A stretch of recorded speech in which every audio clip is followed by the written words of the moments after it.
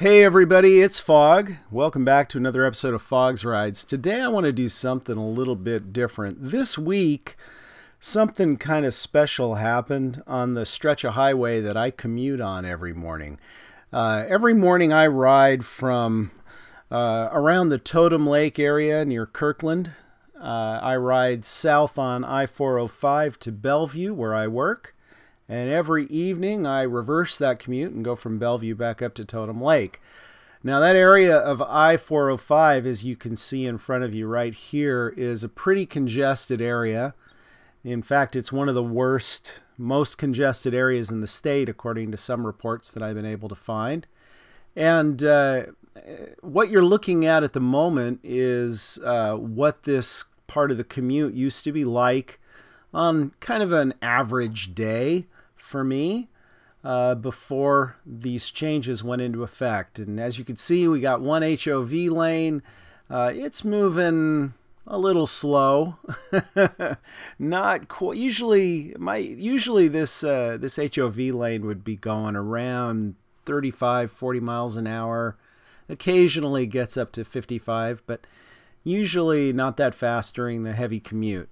So pretty congested, but you can see we got lots of lanes here, and they are all moving at least, and they're moving at a reasonable clip.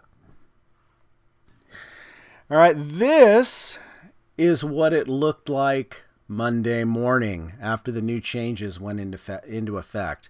What they've done is they've taken the leftmost 2 lanes of the freeway here and restriped them, and they've installed an electronic tolling system.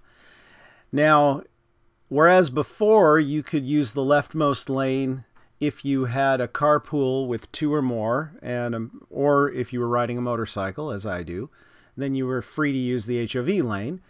And if you did not have 2 or more people in your vehicle, or were riding a motorcycle, you were not allowed to use the HOV lane at all, resulting in a pretty hefty ticket if they catch you cheating and using it. That's the old rules. The new rules are, in order to use the HOV lanes, well, they aren't even HOV lanes now, they're toll lanes. In order to use the toll lanes for free, you need to have an electronic good-to-go pass installed in your car, which is relatively cheap and readily available. You know, they're less than 50 bucks, let's put it that way. So not as cheap as we would like, but still. You know, if you're doing this commute every day, it's not completely outrageous, but you need to have one of those, and you need to have at least 3 people in your car. Otherwise it ain't free. Otherwise you're paying the toll. Now, even if you have the good to go pass, you're still gonna pay a toll if you're in there with less than 3 people, and if you don't have a good to go pass, you could still use the toll lanes, but the toll goes up by $2 to $3 depending on what time of day. Now, the average tolls here are supposed to go between 75 cents and 10 bucks, and the amount changes based on the time of day, based on traffic conditions, and based on where you enter and how long you stay in the toll lanes. Now, it's a little bit confusing. Motorcycles get to ride for free so long as you have purchased a good-to-go pass, which luckily for motorcycles is relatively cheap. It's 8 bucks. So, yeah, it's not too terrible. But still, a pain. A real pain. Very confusing. And as you can see, look at those poor schmucks there off to the right. Oh, these guys are in a crawl. The general purpose lanes now are significantly slower than they were before these went in. It's pretty bad. Now, for me, this is great for my commute. The last couple of days, I've been able to get to and from work running pretty much at the speed limit. So for me, this is great. For everybody else, it's awful. It's terrible. Now here's the worst part. The purpose of these lanes isn't even to relieve congestion.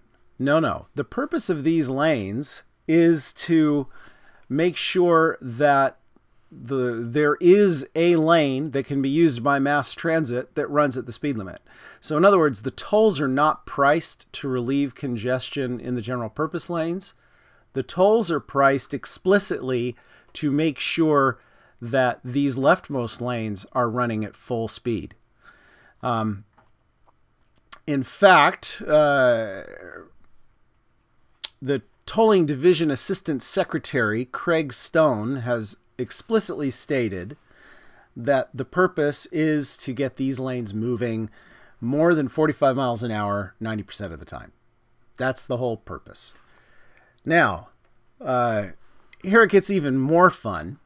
The money that they're raising from the tolling here, fully 3/4 of the revenue that they're going to be raising with this tolling is going to the company that is actually administering the tolls, putting up the tolling equipment and running the tolls on a daily basis. One of the reports that I was able to find in my brief little bit of research before I did this little recording was that they estimate it's going to cost about $5 million this year, and it's going to raise to about $8 million by the year 2021. And that's just the cost. That's just the cost of running this. So they expect that's going to take about 3/4 of the tolling revenue to just pay those costs. So the company that's running these tolls, they're making money hand over fist on this thing. Now, why would anyone install a system like this? Well, yeah, it beats me. The Washington State Transportation Commission is the group that voted to have this happen. The Washington State Transportation Commission is a collection of appointed officials. They are not elected. They were appointed. And because they are not elected officials, we have virtually no say in who they are or what they do. This was something they decided to do on their own. In fact, when they were trying to sell this plan to drum up public support back in March of 2015, they had what's the word I'm looking for? They had like an open house in Kirkland City Hall where a bunch of people from Kirkland went and listened to them talk. About 90% of the commentary they got there from the general public was overwhelmingly negative. Nobody wanted these things. They turned around and ignored it all. So, yeah, I'm a little bit pissed off about this. I think this is just a horrible boondoggle. And I really would like someone to dig around a bit and figure out which government official is getting paid under the table to make this thing happen. Going in the meantime, I will enjoy my now slightly faster morning commute. I'm not going to complain about getting to work faster. That's great for me. But I'll tell you, those poor guys over in that general purpose lane, I feel for you, man. It's bad. It's really bad. Well, anyway, that's something a little bit different, huh? Hope you enjoyed the video. Next time I'll be back with a ride that's a little more fun. Thanks for watching. Bye, guys.